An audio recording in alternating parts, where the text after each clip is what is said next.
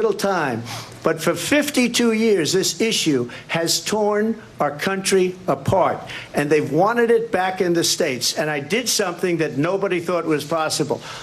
The states are now voting. What she says is an absolute lie. And as far as the abortion ban, no, I'm not in favor of abortion ban, but it doesn't matter because this issue has now been taken over by the states. Would you veto a national abortion ban if it came to your desk? Well, I won't have to because, again, two things. Number one, she said she'll go back to Congress. She'll never get the vote. It's impossible for her to get the vote, especially now with the 50-50, essentially 50-50 in both Senate and the House.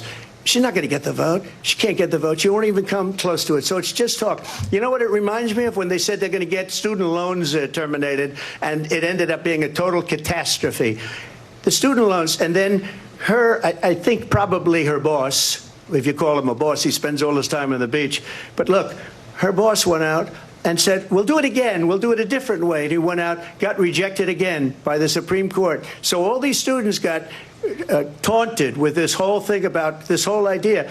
And how unfair that would have been, part of the reason they lost, to the millions and millions of people that had to pay off their student loans. They didn't get it for free. But they were saying it's the same way that they talked about that they talk about abortion. But if I could just get a yes. But I think you were speaking for me, but I really didn't.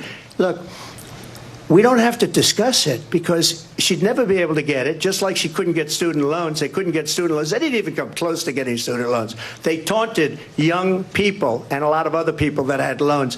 They can never get this approved. So it doesn't matter what she says about going to Congress. Well, wonderful. Let's go to Congress. Do it.